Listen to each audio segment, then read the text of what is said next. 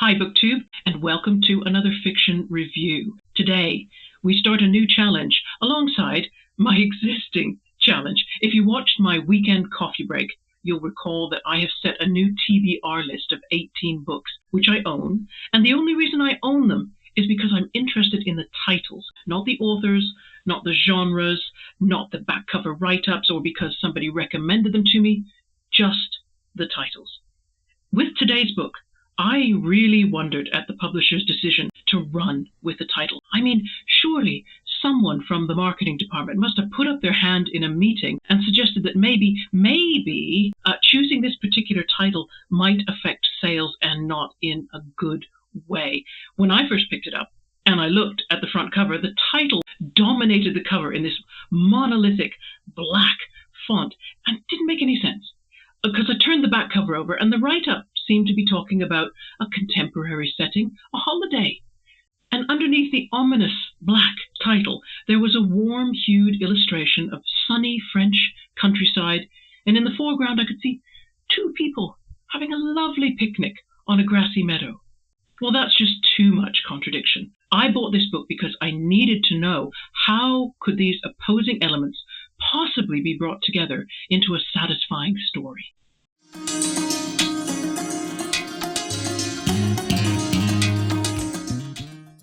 Today we are reviewing Blame Hitler by Julian Rathbone, published in 1997 by Victor Gollancz. Let's pitch this novel, shall we? Imagine you are your father's only child, the son he never expected to have. You are about to reach the same age your father was when he died. Do you deserve to live longer or be happier? In this novel, the reader meets Thomas Summers, who is so lost in the business of answering these questions that he's barely present in the real world where he and his wife and his children are supposed to be enjoying a lovely vacation in the south of France. The beautiful beaches, the food, the markets, the good friends that they stay with. Thomas is so disengaged he might as well be somewhere else. And in fact, he wants to be somewhere else. He wants to be in Spain, visiting the historic battlefields where General Wellington fought. General Wellington, who is his hero and his father's substitute.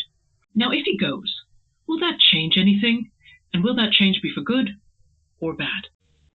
Okay, deets, let's do the book details. Blame Hitler, my indigo paperback copy, is 281 pages long.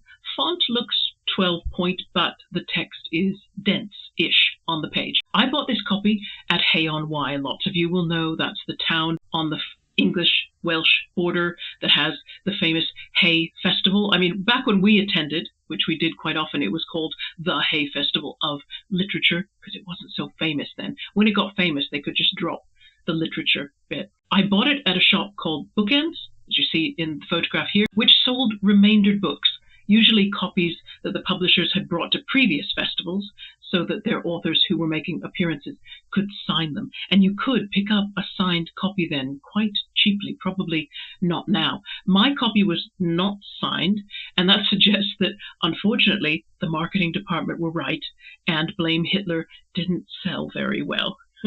And as you can see, if I show you this lovely sticker on the back cover of my copy, I paid £3.95, and I think that was back in the year 2000. And now a word about the author. This picture, by the way, is hanging in the National Gallery. So if you were down in London, you could go see it. It looks as though he has aspirations to be a Cold War spy. But Julian Rathbone was born in London in 1935. His family were based in Liverpool. They were a branch of the well-known, not well-known to me, but well-known to many people, the well-known Rathbone family, who advanced themselves as timber merchants in the 17th century, and then later they went on in the 19th century into shipbuilding. Nowadays they're more involved with investment management. Julian read English at Magdalen College, Cambridge. He graduated in 1958, and then he spent 3 years teaching in Turkey. He returned to the UK after his father's untimely death. You will find, if you do read Blame Hitler, that there'll be lots of biography points that the author shares with his protagonist. Anyway, he came back to the UK to be nearer to his mother, and he began writing. His first novel, Diamond Bid, was the first of 3 thrillers set in Turkey, and it came out in 1967. The books proved successful enough that in 1972 he could consider giving up teaching to write full-time. And from then on, his output was dependable. Between 1967 and 2007, it was rare for a year to go by without the publication of a new Rathbone novel. He was shortlisted for the Booker Prize in 1976 and 1979.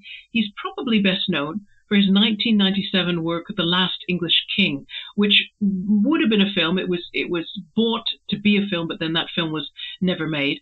Rathbone's sales, they've always been steady, but he's never acquired bestseller status. His one work of nonfiction, Wellington's War, should also be mentioned, and that's because in Blame Hitler, on the page just before the first chapter begins, Rathbone has this note. In Blame Hitler, the central character spends some time reading and recalling Wellington's War, which is a compilation of Wellington's Peninsular Dispatches, edited with commentary by Julian Rathbone. I am grateful to me for permission to use the quotations that appear here. So he obviously had a sense of humor. Maybe that's what the spy outfit was as well. Julian Rathbone died in 2008, aged 73. Setting. Yes. Setting alternates. We have setting one. Setting one is the present reality, which Thomas hears and sees, to varying degrees, though it really depends on how he's feeling. When the narrative does describe the scenery, the picaresque little villages, cathedrals, the markets, the beaches in the south of France, near the border with Spain, these are written from Rathbone's own travels, and they're a joy to read. The drawback is that the reader will have their enjoyment frequently interrupted as the writing takes you to setting number 2, which is the past. And I use air quotes because the past it's a composite of things. It's partly information that Thomas Summers could be expected to remember about his own childhood, but also some things he could not realistically, like the verbatim transcript of a court hearing. And in addition, there's also a sizable fictional past where Thomas Summers imagines an ancestor with his same name who's serving as a foot soldier in Wellington's campaigns against Napoleon's armies in the Iberian Peninsula. Okay, let's look at narrative. The viewpoint for this novel is third person, but if anyone's read the book, I wouldn't blame them if they said, it might as well be first person. I agree. The narration remains so fixed with the perceptions and the emotional limitations of Thomas Summers, except for tiny sections like the verbatim court transcript or his father's combat diaries. Now, given that Thomas is so fixated with his father's war service and with General Wellington, plus he spends most of the novel in questionable states of sobriety, plus he may have an undiagnosed medical condition. So you can imagine the narrative shifts every time Summers' ability to focus shifts. One of the first things I noticed, and I started annotating in my copy, were many references to things not seen, not noticed, overlooked, not heard. In fact, Thomas Summers is deaf in one ear, and I felt that was a deliberate choice on the author's part. There is a running theme in the novel.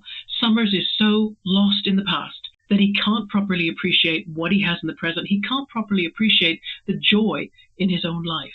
The text, therefore, is heavy with description and remembering and self-questioning and dreams. It's a bit sparse on dialogue. It's not a dialogue novel. The other characters are there, but they're there in as much as Thomas needs them to be. And given his state of mind, he doesn't often need them to be. Does this novel fit a genre category? Remember Queenie by Candice Carty-Williams. It's been on telly recently as well, but you may have read the book. The reader meets the protagonist, Queenie, when she is at a bad point in her life because she's not worked through her own past. She hasn't realized that her irrational decisions are just perpetuations of the abuse that she received from her stepfather. Some readers had a tough time with Queenie. They didn't want to spend their reading time with a character who was abusing herself by spending time with the kind of people who would abuse her. Then there was a point about halfway through Queenie where she gets help and she starts to recover. The shape of the story in Blame Hitler is roughly similar to that. Thomas Summers is at a bad point, except the reader has to be prepared to wait longer. Rathbone prolongs the downward spiral right up to the final pages of the book. Whereas with Queenie, the reader gets enough uplift from the end of the book to feel quite sure that the protagonist is on the road to recovery. With Blame Hitler, yes, there's enough evidence for hope, but the ending is less closed. Let's talk about what's going to stand out about this book. If you find it difficult to read novels where the protagonist is less than lovable, you may have a tough time with Blame Hitler. You may struggle less if you happen to have something in common with Thomas Summers, but even then, Summers, I think, is designed to frustrate because he's miserable in the midst of a beautiful landscape, beautiful weather, a beautiful family. You may find that you want to argue with him just the way his wife Catherine does. I'm reading now from page 171. "And us? Why are you worried about us?" he asked. She mumbled, "I can't hear you." "You never seem to have any real time for us." She turned onto her back, and her voice came through, clear as a bell, sharp as a knife. "You don't share things anymore. You daydream all the time and won't tell me about what. You're sullen with me, but as soon as there are other people around, like tonight, then you drink too much and you get frightfully jolly." This said with a sarcastic, posh accent, "and everyone has a wonderful time." "I'm sorry. I've not been very well." "Oh, I don't suppose you've noticed, but none of us have been too good. Richard had what you had, and I think I may be going down with it. There's this other thing, too." He was determined to get her to understand. "About your father and how old he was when he died?" "Yes." "Well, I think that's just too stupid for words, and it's making us miserable, seeing you going about so miserable most of the time."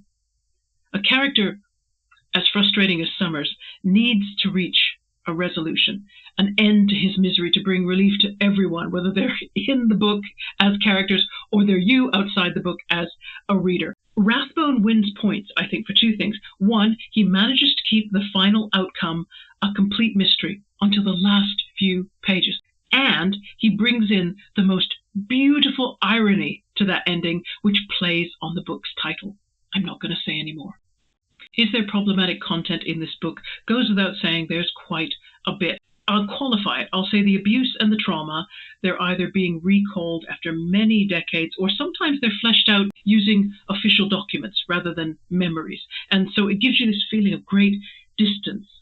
Older characters may also seem to be more accepting of trauma and abuse that would get way less tolerance today. And in that context, we should say that Thomas Summers belongs to what's now referred to as the silent generation, the generation before the baby boomers. The silent generation were either young children or early adolescents during the Second World War. So war affected their family dynamics, it affected their sense of personal security, their surroundings, their prospects for the future, everything. The war affected everything. In England, because the conflict was upheld as a heroic victory and a necessary sacrifice, there was an accompanying cultural pressure which made people feel that obviously they couldn't complain or protest about anything that happened to them during the war. In the United States, I think this pressure was also compounded because the Korean War followed on in the 1950s, and on both sides of the Atlantic, there was a real fear of atomic annihilation. So the silent generation are therefore characterized by not sharing their feelings, not asking for what they need, not standing up for themselves. This is why Summers struggles, because he has been programmed to bury his emotions down as far as he can, and we know that never works. Any suggestions for related or follow-up reading? I don't have a book, but I tell you what I do have. I've put a link in my description box to the 1951 Time magazine article, which is credited for naming the silent generation. It was ambitious to try and capture the essence of a whole generation in the space of an article. I know there is one quote, however, that Thomas Summers would strongly disagree with. I'll read it out. "Young people do not feel cheated, and they do not blame anyone. Before this generation, they were always to blame. It was a standard pre-war feeling that they had let them down.